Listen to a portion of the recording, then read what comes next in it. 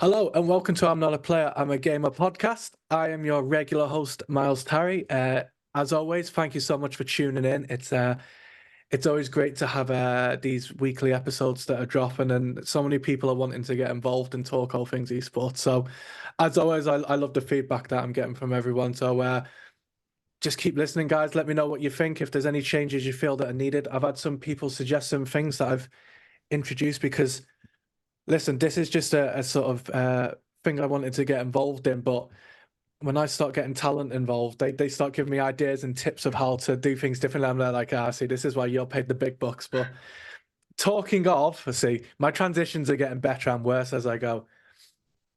Talking of talent, I mean, an esports award-winning talent. Let's be clear. I'm joined by none other than Jess Goats. How are you, Jess? I'm doing good. Thank you for, such a brilliant little introduction. That was very nice. It's been a lot smoother than some of my other ones, I won't lie. So I'm actually quite proud of that one. But yeah, straight into it, I guess. For those who don't know who you are, what you do, or yeah, how you're involved in esports, who is Jesco? I am a caster, analyst, content creator, player. I currently play women's comp as well. So I do a little bit of everything. So yeah, I mostly involved in Siege. Obviously I blew up in Valorant as well. So yeah, just FPS gal. And I mean, I want to get straight into the esports world because it's what got me involved heavily with a lot of this podcast and the way I managed to get out there and network and meet so many amazing people. Like the experience for yourself, how did you find it? Obviously, it was. I mean, winning it is one thing. I mean, you must have Mm. been super proud of that. But like, how did you find the whole experience?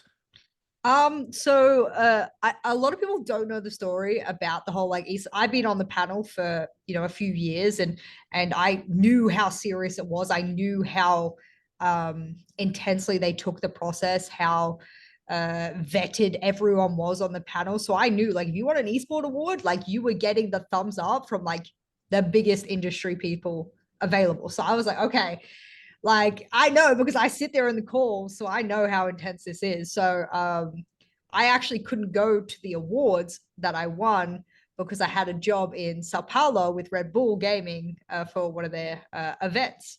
And so my agents were like, "Don't worry, we're going to be there. Like, if you win, like, we'll be there." Yada yada. I was like, "Okay, well, that's good." As you could probably tell, I didn't expect necessarily to win, and so I also, fun story, messed up the time zone as Listen, you do. oh yeah, And so I'm seeing this one schedule for the esports award, and I'm like, this is when they're going to announce. I should probably pay attention to this particular time.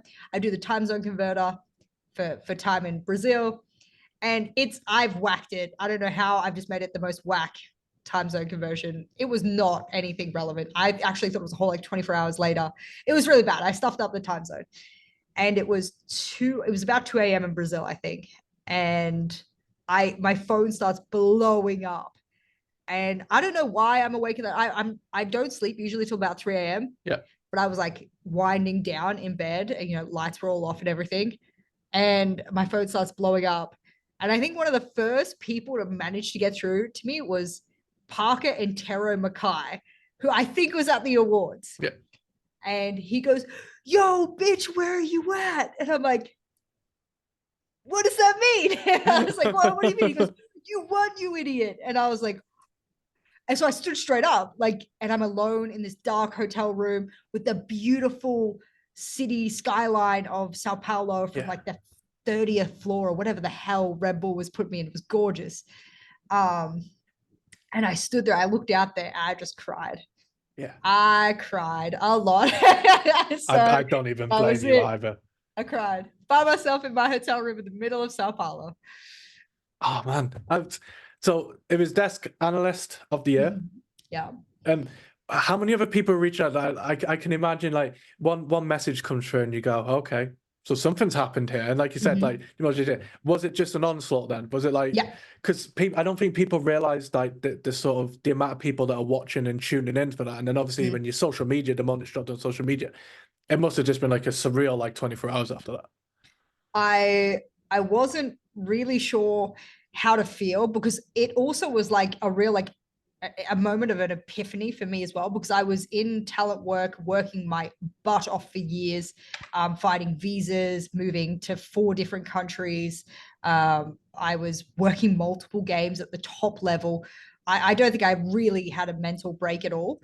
And the moment I won that award was this relief washed over me. Like, you've done it. Like, you know, when you beat a video game Yep. and you're like, oh, I've beaten the boss. Like, that's it. That's all this game there is to it. I kind of felt that exact feeling at that moment. And I was like, this is the last event I'm going to work. I was like, I did it. Yeah. You completed it. I was like, I completed. I felt I was done. And I felt I didn't need to go so hard on myself anymore. I didn't need to push 110% constantly. So yeah, it was really like a moment of epiphany for me. So I needed to deal with that whilst also my phone's blowing up from everyone. And I have people from all different time zones. I have friends from Australia, America, Europe, everything. So it's all the different time zones at different points in their wake up or go to sleep cycle messaging me. My agent's going crazy in my DMs. Yeah, I didn't really know what else to do. I just stood there for hours, I think, in my hotel room. I did not get much sleep that night until the next day when I show up in the studio, and then I have all of Red Bull, who, oh my goodness, they are an incredible team there. And every single one of them stopping me. Wow, we are so proud to have an esports award winner with us here. And I'm like, stop. I will cry and I have makeup done. I'm like, stop. I'm like, you're all too nice. So overwhelming, and then relief probably for me from a career perspective. Yeah. Oh, for sure. And listen, I get the time zone thing as well. Like, me being based in the UK, I'm so used to dealing with a lot of stateside time zones. And even when we were up for the awards themselves, getting used to the Vegas, I think it was an 8-hour difference for us. So I had people messaging me from home while the awards are going on, saying like, oh, the awards look incredible. And you realize that back home, it's like, so we were doing it whatever time we're doing it, it's 8 hours difference or 8 hours difference. It's so difficult getting used to all the different like zones when you're out there. Oh yeah. You mentioned about like at the moment you're still competing at the moment. Yeah. So Just started actually. I just started doing some women's competition recently. I don't know why I been agreed doing to quite that. well as well. Whoa. Okay, to be fair, before I curse myself and my team by saying how well we've been doing, we did go up against 2 of the Mexican teams. So there was ping involved. We did the one in the middle. So we all had the same ping. Yeah. And not that the Mexican girls aren't fantastic players, but if we were to elo it, we've started off thankfully with some of the easier to go against teams. Yeah. In the league. So I don't expect that dominance to continue. So we'll take the dubs while we can. You've got to roll with it now. So I know. For people that aren't used to like watching it, and I mean, it's great to have like, I was saying that they're trying with the Call of Duty Women's League, and they're trying to push all these different leagues for women in gaming, which I think is huge. Like it's an industry that they've tried before, and it's not had the backing that I feel it's needed. And it needs further pushing. And it's amazing to see that. So for people that don't tune in and watch it, like, I guess sort of not sell it, because it shouldn't be something that you should have to sell. Everyone loves the game, so it shouldn't be different who's playing it. But like, how competitive is the league? Like, how many different teams are there like playing in it? I think we have 9 or 10. I think it's a regular league sort of integration. So yeah, it's spread across EU and NA. So I wouldn't say it's quite easy to fill the league, but yeah, you can tell that the teams there having choices from Europe and North America, they've picked the best that they can pick, and orgs, both of the Mexican teams were under orgs. So really? Yeah. So I think there's a European team under an org as well. So it's by no means, little league over here. Orgs have dipped their fingers into it. So it's kind of cool. And what else have you been sort of doing over the past? Obviously, the awards for a couple of years ago for like you said, desk analyst. So I guess also not just with that, but how did it all start for you? Like before we go into like your much younger days when it comes to like your direct gaming, how did like the becoming to I guess turning what is a social passion for a lot of people, or just something they enjoy? How did that become like a career for you? Accidentally. Nice. It was a pure accident. Well, I say accident. Accident means you didn't mean to do it. I wasn't. I did it as a joke, and it turned out serious. So I was playing Challenger League at the time in Australia, which at that time, like season 7, didn't mean anything. You were just doing it as a hobby. Yep. So I managed to, qualify for Challenger League, semi-professional league. But I was also teaching at the university. I was finishing my masters. I had no time. My team was like, "Yo, we need to scrim more. Like we've made semi-pro league." I'm like, "Okay, like we're still the same, like Yep. buddies playing." And they're like, "Well, we need to have someone who has a more open schedule so we can scrim more." And I was like, "That's fine. Like, get someone else in, but can you try and get another woman in if possible?" I know a girl, her name's Luna, who happened to be the first women, one of the first outside of Goddess, one of the first women pros in the world. Yep.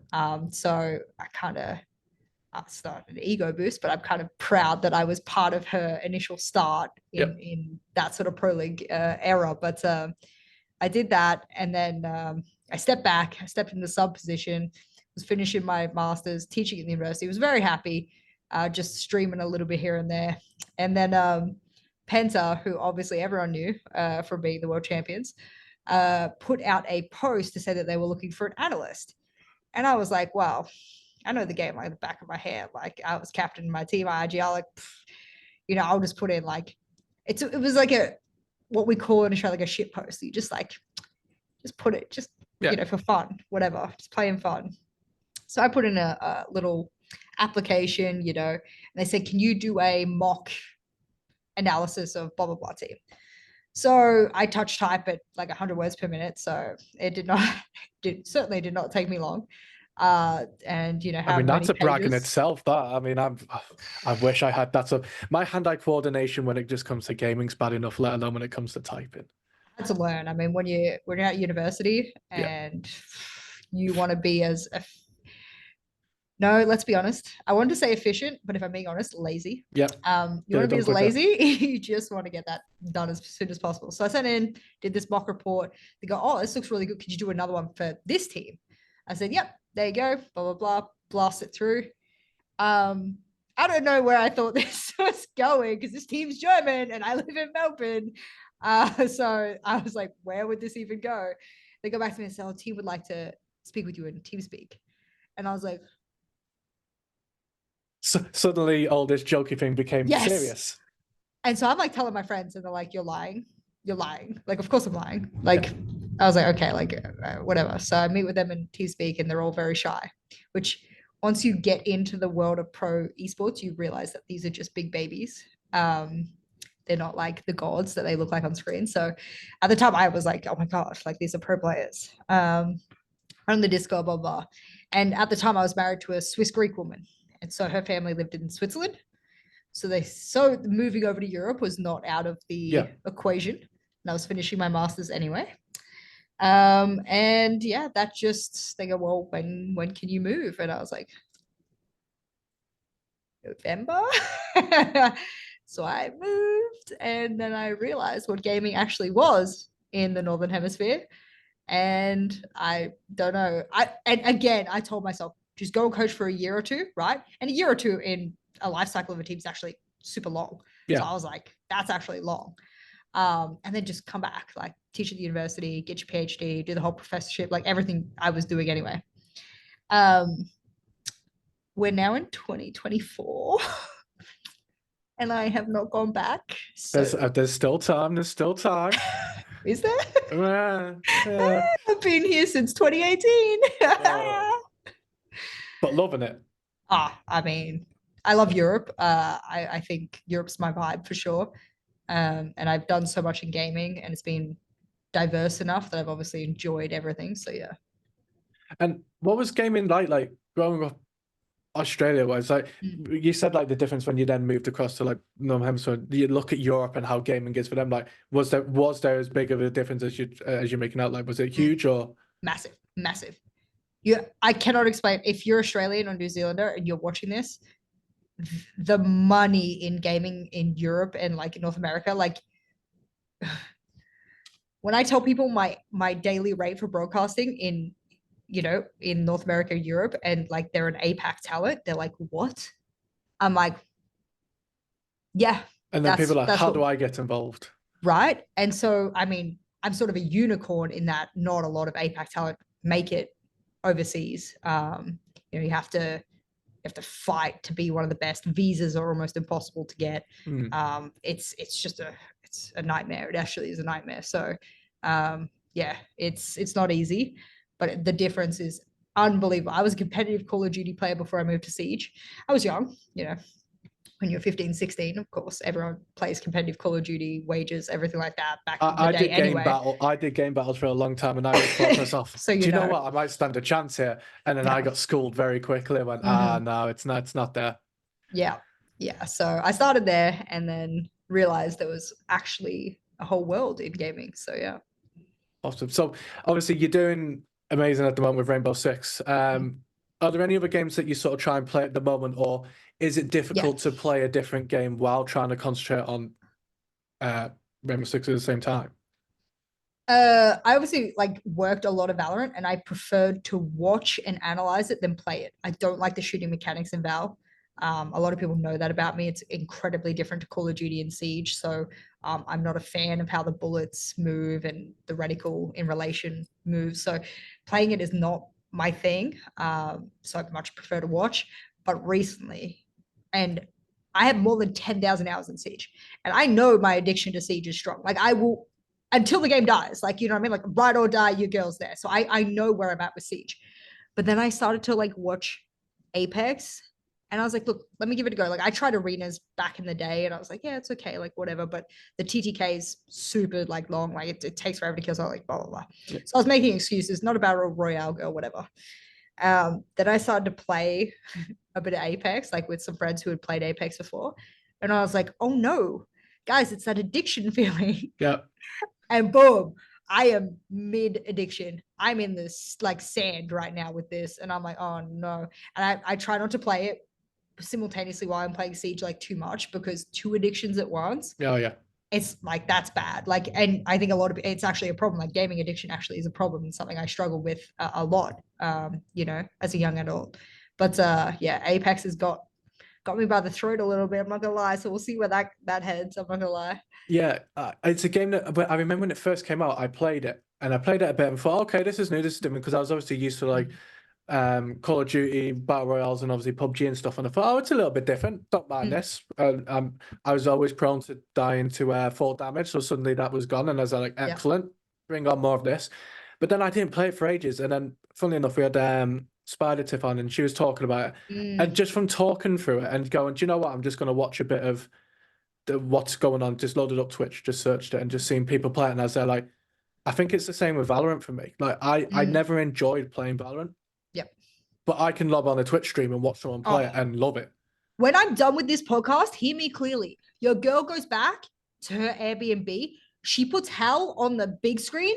For those who don't know, Imperial Hal, one of the best Apex players to ever touch and grace the game. And I will say that confidently. And I sit there with my food, get my food delivery. Almost every night. You ask my girlfriend, we sit there, TV, consistent. Hal's on, boom.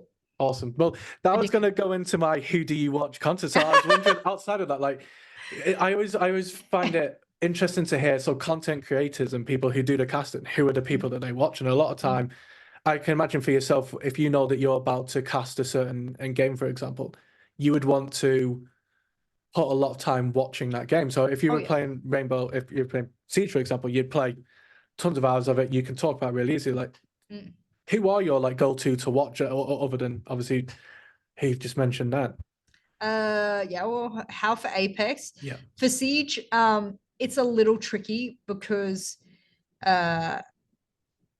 I used to watch is no longer with us. So obviously, that left a really difficult dilemma in my brain of like, well, my main man's like gone. So like, do you want to move on to like who's my new guy that I go to? And it's a very uncomfortable feeling for me. So I try and sort of jump around a little bit on Siege. I just watch the main broadcast, mostly muted where possible, because my brain will automatically cast it accidentally. Yep. So there's too many people speaking. If I have the broadcast the voices in your head, I'm like, whoa, this is too much going on. So I mostly watch the main broadcast. And then if I am feeling Siege, I'll just play it. Like I just prefer to do that now. Yeah. And do you watch any other games? Val, obviously I'll watch the main broadcast of Val because I really enjoy the competitive games. Your girl's addicted to watching CS tournaments. Okay. I don't know what is up with that. I used to cast women's CS around the world. That was actually some of my first ever casting was women's CS. So maybe that's where it tickles my fancy a little bit, but I think it's the most consumer friendly esport that we have in the world. It's very easy to understand what's going on. So maybe because it's just so easy, I'm just enjoying A it. lot of people, funnily enough, actually say like CS and Rocket League are the two sort Yeah. of ones where they feel like it doesn't matter what your involvement is in gaming or Yeah. whatever, you can turn it on, enjoy a cast, and Yeah. it's easy. You Yeah. don't there's no work Correct. there. You're not misunderstanding anything, and anything that needs explaining, you're getting through the casting. Correct. Yeah. I like Yeah. that. I'm not I say that like I'm sure if I looked, you know what, if I look at my following list right now, it's Hal. I mean, everyone follows Shroud, of course. So that's. He doesn't need any more show. I was gonna say, yeah, he doesn't need any more. So yeah. So when it came to actually starting off with gaming for yourself, can you remember what the first console or game was that got you sort of hooked? And I'd be curious actually to see what it's like compared to like Australia compared to like Europe to see if there is actually, but I can't imagine there's actually much of a difference. I'd imagine it's still a lot of the sort of generic sort of games. Yeah. I mean, if we go all the way back to like PlayStation 1, PlayStation 2 days, I remember being addicted to my cousin's Nintendo 64. Had those like Pokemon games. Yeah, Pokemon Stadium on the 64, I remember. Yeah, and I want them to like good. if they can just bring it back. And the graphics don't even need changing that much, to be honest. Yeah, And I'd they be were fine with crisp it. anyway. It was sharp anyway. Like I don't care what people say about it. So that I think sort of started off like, oh, I like video games, but I had an older brother, and so he sort of demanded, you know, access to PlayStation 1s and 2s. And I think my father enjoyed video games a bit as well. I will lead into that story as to how I know he liked video games. But we had a PlayStation 2. There was like the demo disc from a cereal box, like a hoverboard game. And I don't know how many minutes it went for before it, you know, the demo finishes. But I was addicted to that. That's my first real proper memory of like me isolated with gaming and that being a thing for me. Not I'm sharing with my cousins or I'm hanging out or whatever. And then where my true gaming addiction really began was was it 2010, 2011? Skyrim came out. Okay, yeah. And your girl put so many hours into that game. Like, and it was in the last 2 years of my schooling. And thank God I was able to naturally just pick things up or bullshit my way through school because I needed those spare hours for Skyrim. Like I was heavily addicted. And the reason I knew my dad enjoyed gaming was I accidentally saved over his game. I bet that went one down well. time. I'll never forget. I'll never forget how confused and angry he was, and the realization on my face that I had saved over his game.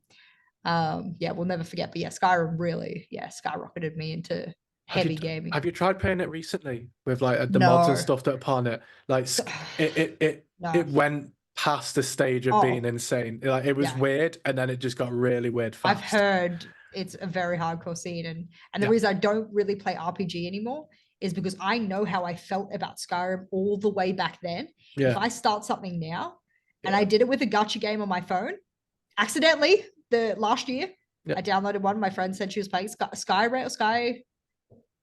Yeah, you know the really famous it's ringing one. About yeah, the really famous one. Everyone's gonna know it when they think about it. So I played that, and for 3 days straight, I did not like move off of my couch. Yeah.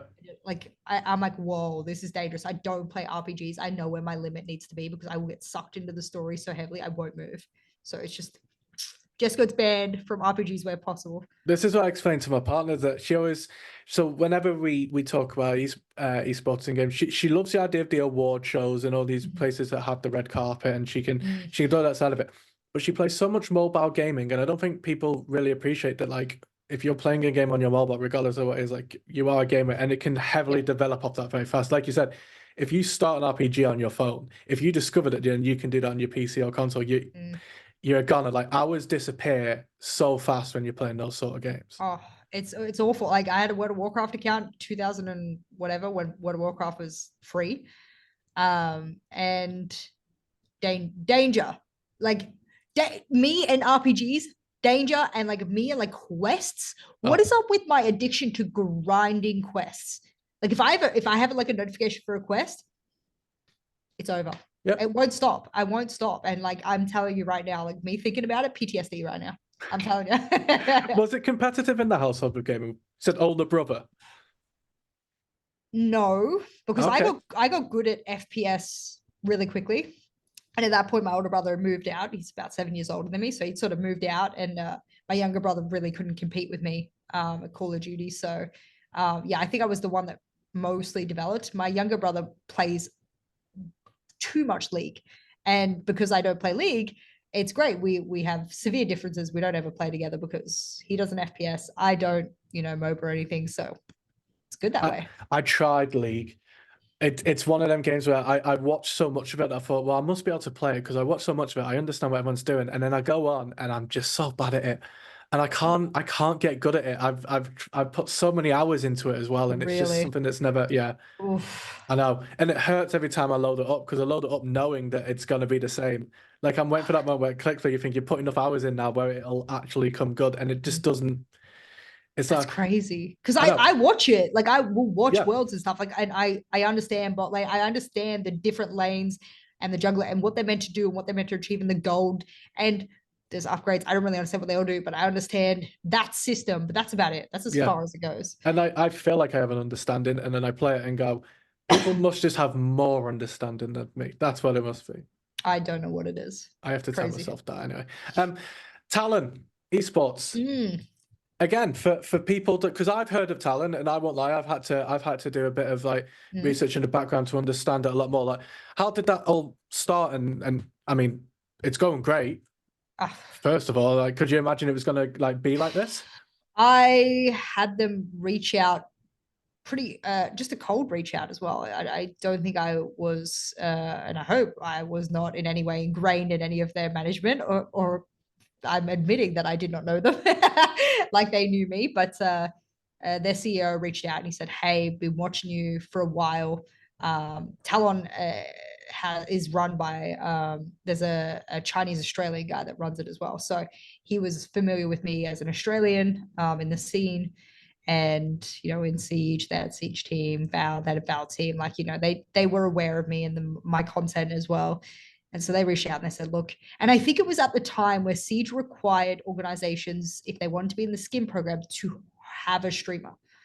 So for them, I think it was a logistical requirement, but also I think it was a good cultural fit for their org as well. And they said, look, we want to do a multiplicity of things with picking you up. Number one, we want to bring the Western audience and their eyes to us as an APAC org, which is not what a lot of organizations achieve in APAC. They're not able to, make their organization as international as they would like.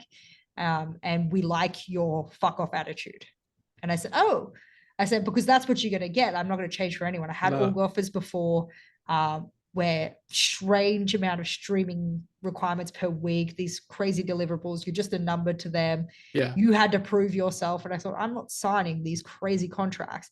And they come to me and they say, we want to pick you up. We really like your vibe. We think it's going to work well. What do you think about one? I said, look, I've had offers before. What's going to change here? You know what I mean? They said, here's the salary per month. I said, okay, what are you going to make me do? They said, well, we want you to be required to market skins and everything, that come out for the teams and everything. And how about 24 hours stream per month? I said, I'm sorry, can you say that number again? 24 hours per month. I'm just trying to work that out. If you do this over a week, if you split it by 4, 6 hours a week, yeah. So at least 6 hours a week, basically. As a salaried content creator. Yeah. Mm. And how did that go down? And so I went very quiet and did the quick maths in my head as well. Look, I may not have been a mathematician. I was a mere criminologist. So maths was not my strong point. But I understood that that was a very good deal. And I didn't need any lawyer looking over that to tell me that that was a good deal. And so I sort of didn't understand. I think for me was that I didn't understand why they were being so flexible with it. And then as the skin program over time has shown how profitable it is, now I was like, okay, getting me, it was a great idea because you get someone that brings eyes to your brand internationally, but you also get your tier one skin program And I mean, I cannot rave about Talon enough. They could literally stop paying me and I would still speak highly of them. I was going to say still work for him, but I mean, maybe I'd take a few logos off at that point, you know, yeah. maybe I'd be a little bit more self-respect. I've never been treated so genuinely by anyone in esports, and esports is a rough industry. People think it's all friends, buddies, and everything, but when it gets down to the business point of it, you're going to get shafted 9 times out of 10. You are not the priority when it comes to finances in esports, especially when they are limited in a lot of different areas. So I like to remind people that if you find a good bunch, it's going to be a 1 in 100,000 sort of, grab that you get. And I managed to get that. So I held on to them dearly. They signed me years ago. It took about a year to do the announcement video. So I was not marketing them for a year while they were paying me. Wow. That's how good they are. I was going to say, that's impressive. So for people who want to get involved in esports, like, although you said you fell into it accidentally, do you have any sort of like go-to recommendations for people? Like you said, I feel like from my experience of it, when I go to these award shows and I speak to people and I have them on the podcast, I talk to them, the community side of it is incredible. Yeah. Now, I will go into I want to ask afterwards about when it comes to your streaming and stuff, like being a woman on that side of it, I can imagine is very different to a male. As we know, we've spoken about trying to get certain like leagues off the ground and stuff, but I always find the community is incredible. Like the business side of it, I don't get to hear enough about. Like you said, it's business. A lot of the time, you are just numbers to certain organizations. So, what recommendations do you have of people? Is there anything they need to like try and not so much avoid, but I imagine there's certain ways of going about it where you can achieve things without being messed about, basically. Unless this is gonna sound brutal, unless you're really, really good at what you do, and and then you have to get noticed. So your marketing has to be fantastic at whatever it is that you do. Unless you're fantastic, don't be a master, like just jack of all trades. I was casting, I was coaching, I was playing, I was on the analyst desk, I was content creating. I was doing 5 jobs at once. 5. Yeah. And so if you want to make it in esports, you kind of have to know how to do everything. Unless you have a really good, bout of money behind you to invest in others being able to assist you in that, you need to be really good. And also while you're jack of all trades, let's hope that you're good at a majority of those so that you're able to spark someone's interest here and there. You're able to get the jobs that you need or get paid for what you do to begin with. So I would, it depends where you want to go in esports. Of course, there's a lot of different areas, but you need to be trying to do multiple things at once. I mean, I see some of my talent friends, they don't stream, they don't do anything else. They don't, you know what I mean? And I'm like, if you weren't offered a gig for the next 2 or 3 months, it's over for you. You have to then go do something else somewhere else. You know what I mean? It's cutthroat in esports, and you really have to be prepared to do staying relevant. Almost, I feel like you see trends where someone, for example, will like they'll cast a certain event, and then a month later they cast another, and a month later, and it's like, because I imagine that when they cast that event, social media nowadays is, you have to heavily rely on. That's where people are noticing you. So the moment that you do an event, it's share it. This is what I've done. And contact the next person and go, here is a video of me doing this. And I imagine it's a lot of that. Like, you have to build on success. You can't do one thing and just stay at that and go, okay, I've made it, I'm done. Fine, cool, nice. There's so many people in talent work who've like been casting like tier 3, tier 2 for like years. And I'm like, I wouldn't have done that. What do you mean I'm still casting tier 2 or tier 3? Yeah. Like, get VOD reviews, get professionals, or get tier 1 talent to tell you why you aren't, getting picked up to do better, what's stopping you from, you know what I mean? Like, you're clearly not climbing up the ladder for a reason. Either you're being blocked forcibly by someone, you need to work that out, or you're not good enough to climb and no one's giving you another rung on the ladder to be able to climb up on. So I not everyone's as ambitious as I was. So it's like, if you're happy doing what you're doing, but most people want to end up casting, working tier 1, that's where you want to be. And you're really, like, if If you think you know how to do your job the best, you're lying. Yeah. You're absolutely lying. I've been saying this in the past that once you even get to the chance where if you're at tier 1 or if you're towards the top, you can't just be happy at that then. You still no. have to, you're relying on the people below you, as it were, pushing you to get better because they're fundamentally trying to beat you. Oh, yeah. And that's what I said. It's gaming a lot of the time, even though it's social, is all about competition. And it's not just in terms of the gaming thing, it's trying to get yourself to the top. You have to see what other people are doing. And when you're casting certain events, you have to know everything that's going on with that event because a lot of the time with all these games, they're constantly changing as well. So there's so many different updates that are going on that you can't just stay still. Yep. It's an ever changing. Yeah.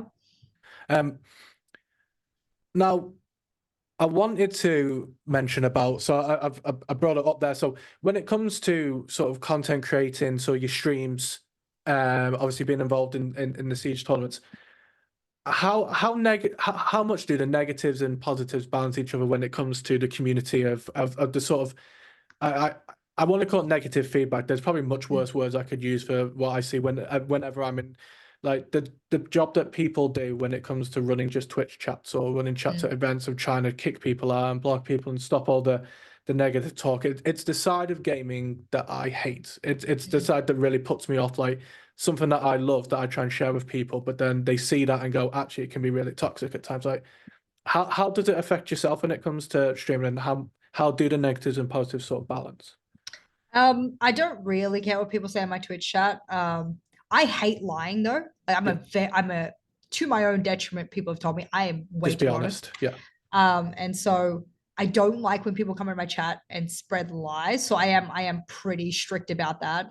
So I don't like that. But people come into my chat and say whatever. I'm the one sitting there getting paid to play the game. You're sitting in chat wasting your time. I was gonna say they're wasting their own. That's the thing that always gets me. Is like they're just sat there behind a keyboard spending their own time doing this. Like if that's what they get from it, that's what they get from it. But if they're being paid to troll me, all right, shout out to you. Get that bag, bro. But I just don't see a world where that's happening, nor am I worth paying someone to troll.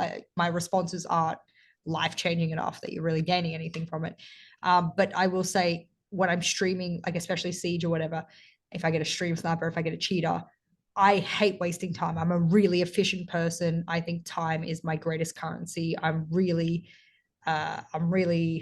strict about it in and out of work. So my friends will notice that I'm a bit strict about how my time goes, and I hate that. I really, I would say it's eaten my mental a bit as a content creator. Is like when you get those cheaters consistently, when you get those stream snipers, when you're producing bad content.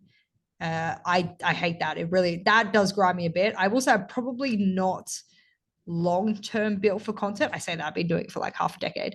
But I do end up taking a lot of unannounced time off consistently from streaming, and or I'll just go do something else, or like I'll stream less. My community be like, oh, why? And it's like you don't know how draining it is for someone like me to do the same monotonous thing over and over again. After coming from teaching at a university as a criminologist to now playing the same video game for 8 hours a day, it's great for people who are incredible entertainers and whatnot. But I don't always feel like I'm making a difference content creating. And a lot of people say, hey, like you were there in my dark times. That like they're messaging me some really nice messages, and it does motivate me greatly. And I'm like, okay, it does actually make a difference to content create, to be an entertainer of some sort.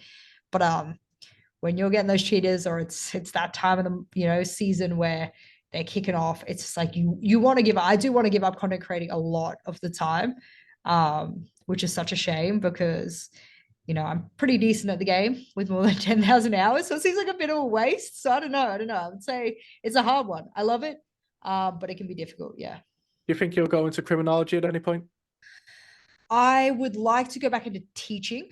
Okay. I don't think necessarily I have to go back into criminology specifically. I think with my degrees, I can, sort of segue into other areas. Whether I have to do another degree, it doesn't bother me. I liked university, so yeah. Because I was a forensic officer for 8 years, and I found myself becoming completely obsessed with like behavioral analysis.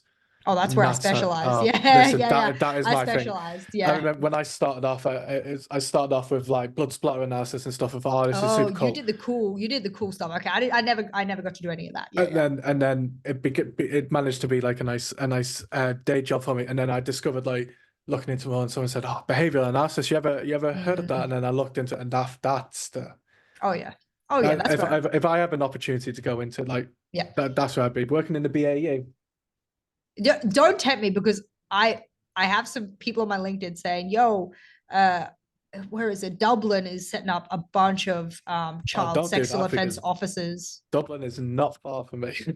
And I'm like, oh, and they speak English there, so like, that's a possibility. I'm like, no, Jess, you don't need to deep dive into yet another career thing. How about you just get like a job where you just like, you go to work, you do the job, you switch off at 5 p.m. or whatever, and you go home. Like why don't you just do that? A And with nine to content five creation, job. right? And I'm like, content creation can kind of be like that, depending how you manage it, right? And if you're salaried, sweet. But salaries aren't always guaranteed. You're on yearly rolling contracts, etc. Right? So it's not a forever thing. So I am considering when I move to Leon teaching English. I'm confident I'm a great teacher. I started very young. I was the youngest teacher at my law faculty at the time. So I learned from some of the best. And I worked really hard to be a good teacher. So I'd like to go back to it. And I think I'm a confident public speaker. So we'll see. And if I could do that, then you go, she's got the cute little 9 to 5. That's all I need. No, it's probably never so often to go, I'll go do a couple of hours on stream and everyone will tune in. You can dictate your own. I must admit, like I love the idea of getting fully involved in because like a lot of the work I'm doing at the moment, I have a 9 to 5 job, and Yep. then I tend to be doing 6 till midnight-ish, Yep. doing a lot of esports stuff, and then I sleep for a bit, and that's my Monday to Friday. But the thing is, it doesn't feel like it's not remotely a chore, like it's a passion. Yeah. So it's what I enjoy. So the 9 to 5 pays the bills, and everything else on top of that is just gravy. It's just like, Yeah. so you are currently what, Serbia at the moment? I am. I'm at a beautiful boot camp center called Relog, who has decided to some reason we know who you are. You need someone to stream from. We're going to give you a whole boot camp room. Come to Serbia. And I was like, your girl is flying over. So it's So unreal. where else have you? I assume you've managed to explore quite a lot of Europe. There's probably more that you probably want to see. Where have been your favorite places that you've gone? I'm very lucky to have traveled a lot of the world and lived in a lot of different countries. So I'm very lucky. I love a lot of different countries for many different reasons. Here in Belgrade, in Serbia, it has, and I haven't been to Belgrade before. I've been to Serbia before. It's my first time here, which is interesting to, solo traveler. A lot of people judge me as a woman solo traveling all the time. I do my research and I'm military trained. I was in the military part-time for 5 years. So I tend to back myself a little bit. Yeah. And this has skyrocketed into my top 3. So if you're thinking of going to Belgrade, it's in my top 3, and I've been to over 30 plus different places. So The probably sunrise pretty picture good. that you posted today of recording was unbelievable. I just saw that and I was sold by that straight away. Oh, gorgeous. The weather here is very calm. It could be a little warmer, but I probably wouldn't complain considering how nice it is. As speaking as someone in the UK, it can Uh, always be a little bit warmer.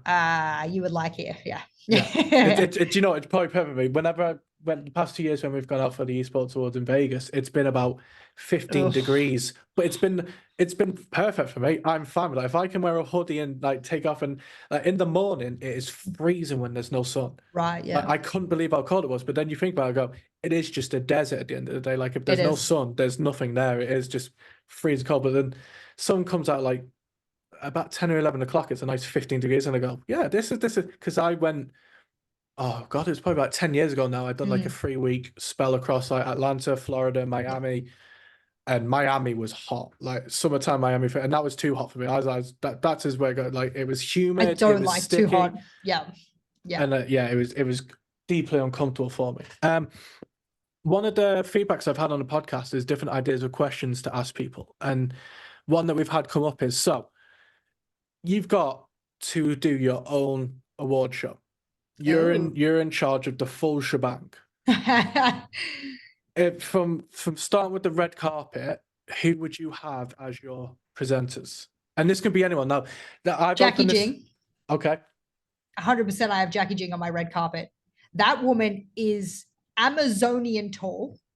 So you know her dress is going to be 2 meters in length and absolutely stunning. Yep. And she will tower over every interviewee I can possibly put in front of her. They can be with me. I'm 6'6", so I'm fine with that. Everyone else will feel uncomfortable. I'll be there. Excellent. Jackie Jing. 1000% I get Jackie Jing on my red carpet. She's the interviewer. Yep. 1000%. And then hosts. 2 hosts. Oh. Ian Chambers. 1000%. Because you got to have the British. Yep. So I would have Ian Chambers as one of the hosts. And then, they can be celebrity, they can be involved in the industry, they could be anything. Oh. Yeah, that's the thing. I've opened. I said, if you imagine want Ian Chambers and The Rock. Oh, listen. There you go. I would watch so bad just for that. I think I want current John Cena where he's naked on stage all the time, but he can just be red carpet, him and like Ali, who's a mega broadcaster, said he wants Ryan Seacrest. Oh, okay. On the red carpet, and I said, I can see it. No, because it'd be like 2 Ryan Seacrests. If you have Ian, you just expect E News, don't you, with him, and it'll just be that's exactly what you're gonna get. I got to balance Ian out, so I can't have Ryan. I would have to have like someone like The Rock or whatever, like someone that could play off of Ian's immense talent of controlling, a crowd and everything like that. I think that's that would be who I'd have. And then here's the musical guest. No, I had Tiffany today when I've been recording when her podcast goes out. She was liking the idea of Blink-182 or someone like that. She was there like she just wants a classic punk rock band. I was there like my partner would want Taylor Swift. I said I dread to think what the security would be like trying to get her involved in that. We're forgetting logistics on this. Listen, logistics goes out the window with some people. I mean, I'm sure The Rock would probably be all right. But... I would, and if anyone disagrees with me, that's criminal. I would have Paramore. Oh, sweet. I think it would be insane not to have Paramore. I wouldn't be able to do anything else apart from like just follow Hayley around though and just be like, you're the queen. Like she could present it. To be honest, I'd just be like, which award would you like to present? All of them? Okay, off you go. Off you go. Just give her a microphone and just whenever she presses a button, the camera just like at any point in time, it just goes to her face. And her microphone activates immediately. But she'd have to sing a song at every individual award as well. So I just want the full Brand New Eyes album just in full, just knocked that out for an hour and a half and then. Yeah. So what have you got coming up for, is there anything you've got going on this year other than obviously you've got the Siege? Are you now at a stage of, are you moving then? Yes. Middle of, or where are you at with that? So I bought a house in Italy, a beautiful house that looks over a lake. I am fortunately, I happened to buy it with my now ex-wife. So the agreement is that she will live there. She's Italian, she works there, whatnot. So it's easier for her to stay there. It's right near her work. And we'll own it for the 5 years where the government gives you rebates in her taxes because we renovated it and we made it wheelchair accessible and blah blah. You know, all these like returns for renovating it and whatnot. And I think you need to have owned it for 5 years for you to be able to get it in your tax back for the 5 years. So anyway, with all that in mind, I said, all right, how about you live there for the 5 years and then 5 years we'll sell it, or you can buy my half out of the property value, whatever.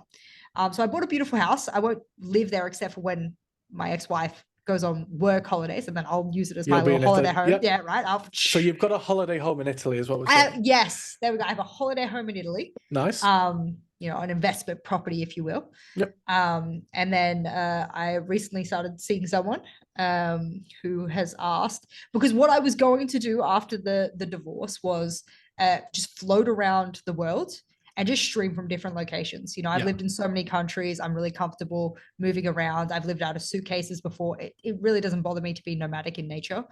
So I was like, maybe I'll do a bit in Japan again. I used to live there. My stepmother's Japanese, so it's really easy for me to go there. Maybe I'll do a little bit of Singapore, back to Germany a bit, the US bit, UK. Like I'll pop around and work out how I can use my visas as an Australian passport and what I can do. And the girl that asked to see me, she asked to take me on a date on Valentine's Day, which was very cute. Yep. We were friends before that. I sort of said this to her. I said, look, my plan is to, move out from my ex-wife's, our house, because I don't want to like live there for too long. And she said, oh, well, I don't want you to leave. And I was like, I get that. Like when you're seeing someone, you have to see them, right? Yeah. Like you have to like, what are you gonna do? Right? You can't just fly away. Like it's not gonna work. People do long distance. I'm not judging. I've done it before during COVID. It was horrific. It is not for me. That's why I'm saying I can't do that. And she said, well, I just bought a house. There's enough room for an office for you, an office for me. And I was like, it's a little fast, even in the loving women community. Felt a little fast. And I was like, you know what? Why not? I'm old now. I've been through divorces. I'm almost at, you know what? I'm getting to a stage where I'm like, just live. Like this is advice to everyone. Just live. You're like, oh, this is too fast. Social constructs are that. They're social constructs. Do whatever makes you happy. Genuinely, like be smart, obviously. Like I'm not getting in there and sharing my finances and paying her home. Like I'm not stupid. Right. But I will have to help look after her cat. So I will become a cat mom, an adopted cat mom. Is that a bad thing for you? Are you a fan of cats? Or are we now saying that this is a... Well, it seems like a big, responsibility, because the cat has been an only cat for its whole life, and it's been pleasure. It's got the pleasure of like owning the house and everything. The cat's in love with me, and then in turn, I have become in love with the cat. Yeah. So these months have been very nice. So far, it looks like I will reside in Lyon, which France. is a beautiful place too. It is a gorgeous place. I'm obsessed with France. I went a lot when I was younger. I'm desperate to go back again. Me and my partner spoke about we want to do Halloween in Paris. For probably no doubt Disney in Paris, but we need, considering the UK is like around the corner for us. Oh, so easy. But it's a beautiful country. Yeah. So I'm also, I just want to state this in case someone knows me and watches this podcast. I am a well-known French hater. I lived in Paris for a year. The people were so mean to me, and the language was so difficult. No one would speak English to me, and I would always meme about hating France and deleting France from the map and blah blah blah. All of those memes. So I understand the retribution of ending up with a French person. It is not lost on me. It's not whooshing. It's beautifully poetic. I understand the karmic justice that is occurring to me right now, where I am having to also learn French, is also karmic justice for bullying the French population about it for so long. So do you speak other languages when you traveled, or did you stick to UK or English as it were? I speak a bit of German. Obviously, with my wife being Italian, I speak a bit of Italian as well. I've lost my Japanese, unfortunately. I was very young. I'd love to be able to speak Japanese. It's something I always... Like, I speak like, you know what I mean? Like the basics, but nothing that my stepmom can be proud of. No. Oh, yeah. French isn't too bad. We were forced to learn French when we were, don't get me wrong, I can't remember any of it, but I remember being able to pick it up fairly quickly. But in the UK, it's awful. Oh, in the UK, it's standard to have French and German as like, yeah. Okay, no, here's my argument. German was easy for me to learn because you say everything you see. Yep. Every single syllable, right? And people are like, there's long words. Like, for example, the foreign office that I had to visit every time I had to update my visa is called the Ausländerbehörde, right? The Ausländer being foreign, Behörde, I don't know, I can't fucking remember. Anyway, that whole word is long, it sounds harsh and everything like that. But if you read it on the paper, every single syllable and letter that I just said out of my mouth is written the exact same way. You cannot mess. It's not hard to understand that. Maybe you have to learn umlaut here and there, but that's about it. In French, you are being scammed. The word you read is a scam. I'm promising you. There's a lot of words that are also very similar, and you go, well, that's that and that's that, but I have to say it with a different. You have to say it. Come on. You have to be and then facial. It's spelled with like OEAUX. Yeah. And you're like, is it Boeth? And people are like, Buh. Okay, look, listen to me. That's not a word. You just have made to a almost sound. like make a noise with a pretentious face, and it almost comes out. It just comes out. How am I meant to learn that? I'm almost 30. All right. My brain is now so developed that it doesn't sponge like it does usually cognitively when you're younger. It's just, this is going to be so hard. Thank God, the girl I'm seeing, she's very patient. Patient, yeah. She's very patient. But You my you can want to just learn this point. is low. I You do. I yeah. really do. I really do. I'm very pretentious. I think because I was lucky enough to save a lot of money from esports and everything like that, that I kind of pay my way through problems. If I have to send something, like I'll pay someone to send it. If I need Yeah, yeah. this, I'll pay them to do it. But I don't think I can do that forever. So There's a lot of good food that you can pay a lot of money for in France. There's a lot of good Michelin star restaurants, a lot of nice food. yes, I'm sure traveling through Europe, you've got used to a lot of good food. For me, so good, Germany so for me good. was I was more than happy with meat, Yep. beer. It's all I need. Yep.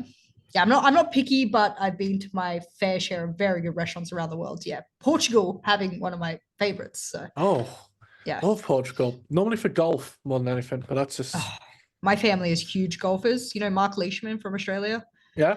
Yeah, yeah. My dad caddies some crap for him. I don't know what they do. Anyway, so honestly, they're all huge golfers, got all their golf carts, live near golf courses. I don't know. My family's addicted. It's the esports awards the reason I'm into golf. They all golf, so I thought, oh, okay, I'll come out and have a go, and I just got hooked. It's bad.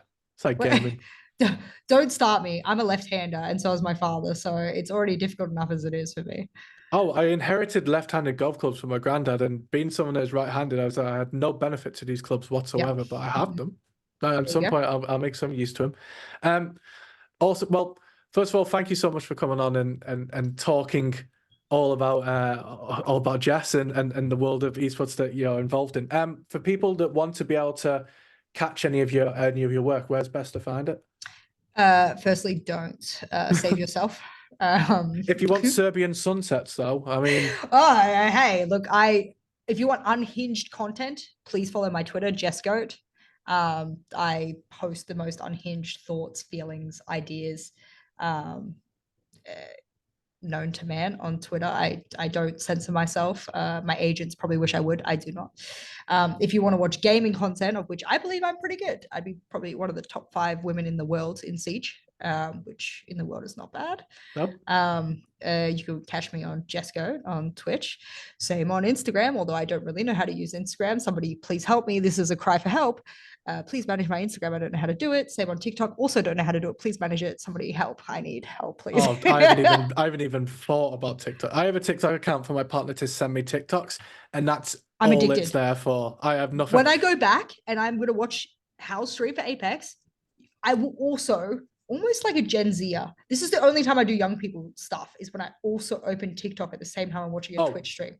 Ella is the exact same. She will her form of decompressing, which we call decompressing, but really it's just like 6 hours a day of TikTok on one, TV on the other, and just and I right. We're you're right. consuming so much. My Oh niece God. that's 7's the exact same now, so it's getting that way. I highly recommend people watching the streams. I often have them on, and if you, whether or not you want to be fully engaged or you just want it in the background, like you said, you get to see a lot of good content. And as for Twitter, like I said, if you want sunsets mixed with honesty, Mixed with highly down bad posts. I'm not sure if I could share this, but I posted a banger yesterday on Twitter. Did you see it? do you know what? I would like to say that I'm cheating. I'm cheating because I wanted to check that the sunset was today and not yesterday. 20 hours ago, I posted a banger tweet, and this is going to be the advertisement as to why you should follow me on Twitter. Did it involve ink? Yes. If you're talking tattoo ink, yeah. Yes. You gonna read it, or am I gonna read it? No, this is the advertisement. I'll happily. So I'm about to get flowers tattooed on my neck so she can hold some. Outstanding. Is it not fantastic? And for those of you who are like doing the loading, buffering in their brain right now, if I get flowers tattooed here and she has to hold them, it shouldn't need painted out to people. It should be. And to be clear, a fair amount of people enjoyed it. I'm just going to, at the risk of seeing the first comment is another banger horny tweet from Jess. See, another banger horny tweet from Jess. They know they're going to receive the content, and they know that at some point I will give it to them. So just saying, if you're looking for the content, I deliver. And to be honest, once you look at the tweets, then just look at the comments and replies as well. Like it's it's excellent. So I'm not gonna start revealing all of them so people can go on and see for No, no. themselves. But Scroll yourself. just Accidentally like a tweet from like 2 years ago and be creepy. Who cares? yeah. Oh, listen, I might just randomly find one now. So let's see how far I can scroll and just. But yeah, listen. Yeah, everyone needs to go and check you out and give all the love. And in terms of the women's siege and stuff, guys, we need to also be getting as much people sort of watching and involved in that as we can, because Please do. I really want to see that getting pushed, because it's definitely an industry that needs it. But yeah, thank you so much for coming on, and for everyone listening, thank you so much for listening and or watching. As always, any feedback, if you can give me questions that improve on what musical guest would you like at an esports award show. Although in fairness, I've had Paramore amongst Taylor Swift and Blink-182, so we're slowly building a bit of a squad here, and I'm sure if I tweet them directly, they might, get interested if I You can never get. know. Oh, listen, I did that with The Rock presenting. I'd be very We'd happy. be pushing it, wouldn't we? Oh, it'd be excellent. But no, thank you so much, guys. And yeah, as always, just keep gaming, and any feedback, send it my way.